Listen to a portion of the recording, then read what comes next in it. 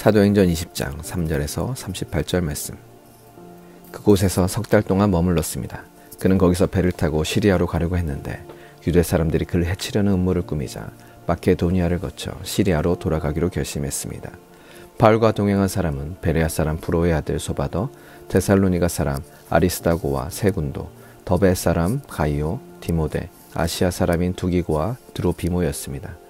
이 사람들은 먼저 드로아에 가서 우리를 기다리고 있었습니다. 그러나 우리는 무교절 후 빌립보에서 배를 타고 떠나 5일이 지나서야 드로아에서 다른 일행과 합류하게 됐습니다. 그곳에서 우리는 7일을 지냈습니다. 안식 후 첫날에 우리는 빵을 떼기 위해 모였습니다. 바울이 사람들에게 말씀을 전했는데 그는 다음날 떠날 예정이었기 때문에 강론은 한밤중까지 계속됐습니다. 우리가 모여있는 다락방에는 등불이 많이 켜져 있었습니다. 유두고라는 청년이 창가에 앉아있다가 바울이 쉬지 않고 얘기하는 바람에 깊이 잠이 들었습니다. 골아떨어진 그는 그만 3층에서 떨어지고 말았습니다. 일으켜보니 그는 이미 죽어 있었습니다. 바울이 뛰어내려가 유두고 위에 엎드려 그를 껴안고 말했습니다. 소란 피우지 마시오.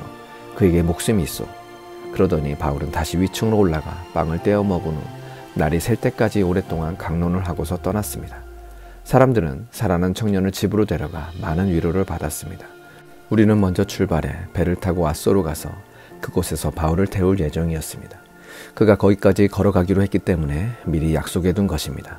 우리는 아소에서 바울을 만나 그를 태우고 미둘레네로 갔습니다. 그 이튿날에는 그곳에서 배를 저어 기오 맞은편에 이르렀고 그 다음날 3호를 지나 그 이튿날에는 밀레도에 도착했습니다. 바울은 아시아 지방에서 지체하지 않으려고 에베소를 지나쳐 가기로 했습니다. 그는 가능하면 오순절에 맞춰 예루살렘에 도착하려고 서둘렀던 것입니다. 밀레도에서 바울은 에베소로 사람을 보내 교회 장로들을 불러오게 했습니다. 장로들이 도착하자 바울이 말했습니다. 내가 아시아 지방에 처음 간 그날부터 내가 여러분과 함께 있는 동안 어떻게 살았는지는 여러분이 잘 알 것입니다. 내가 모든 겸손과 눈물로 주를 섬겼고 유대 사람들의 음모로 시련도 많이 당했습니다. 여러분도 알다시피 나는 여러분에게 유익한 것이라면 무엇이든 주저하지 않고 전했고 공중 앞에서 또 집집마다 방문하면서 여러분을 가르쳐 왔습니다.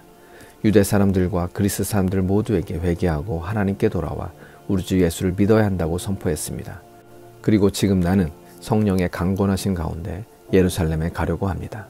그곳에서 내가 무슨 일을 당할지는 알 수 없습니다. 오직 내가 아는 것은 어떤 도시에 가든지 감옥과 고난이 나를 기다리고 있을 것을 성령께서 내게 증언해 주실 뿐입니다. 그러나 나는 내가 달려갈 길과 주 예수께서 내게 주신 사명, 곧 하나님의 은혜의 복음을 증언하는 사명을 다 완성하기 위해서라면 내 생명을 조금 더 귀한 것으로 여기지 않습니다.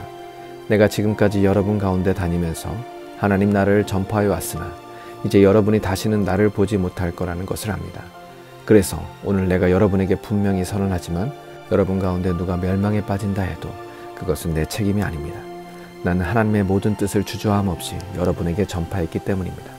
여러분은 자신과 양떼를 잘 살피고 조심하십시오. 성령께서 여러분을 감독자로 세우셔서 하나님께서 자기 피로 사신 교회를 돌보게 하셨습니다. 내가 떠나고 나면 흉악한 이리떼 같은 거짓 선생들이 여러분 가운데 들어와 양떼를 해치려 할 것을 압니다. 또한 여러분 가운데서도 사람들이 들고 일어나 제자들을 빼내 자기들을 따르게 하려고 진리를 왜곡할 것입니다. 그러므로 정신을 똑바로 차려 깨어 있어야 합니다. 내가 3년 내내 여러분 모두에게 밤낮 쉬지 않고 눈물로 훈계한 것을 잊지 마십시오. 이제 내가 여러분을 하나님과 그분의 은혜의 말씀에 맡깁니다. 그 말씀이 여러분을 든든하게 세워 거룩함을 입은 모든 사람들 가운데 기업을 받게 하실 것입니다. 나는 그 누구의 은이나 금이나 옷을 탐낸 적이 없습니다. 여러분도 알다시피 나는 나와 내 일행이 필요한 것을 손수 벌어서 썼습니다.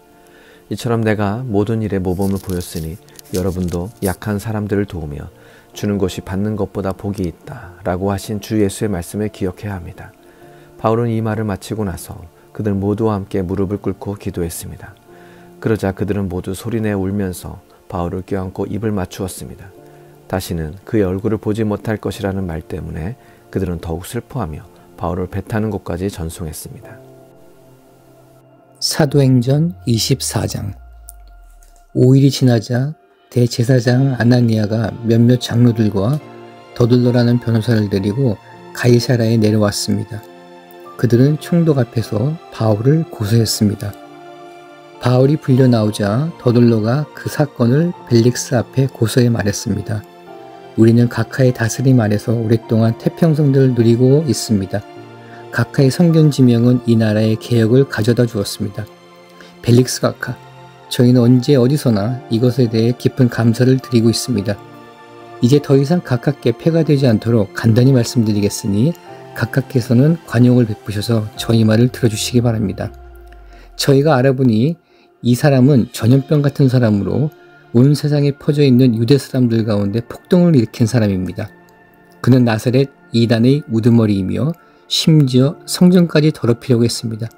그래서 저희가 붙잡은 것입니다. 저희가 고소하는 이 모든 내용이 사실임을 아시게 될 것입니다. 다른 유대 사람들도 이것이 사실임을 주장하며 이 고소를 지지했습니다. 총독이 바울에게 말하라고 손짓하자 바울이 대답했습니다. 저는 각하께서 몇 년 동안이나 이 나라의 재판관이셨던 것을 알고 이제 기쁜 마음으로 제 자신을 변호하고자 합니다. 제가 예배를 드리러 예루살렘에 올라간 지 12일밖에 되지 않은 것을 각하께서 조사해 보시며 쉽게 아실 수 있습니다. 저를 고소한 사람들은 제가 성전에서 누구와 언쟁을 한다거나 회당이든 그 밖의 도시한 어떤 곳에서도 군중을 선동하는 것을 본 일이 없습니다.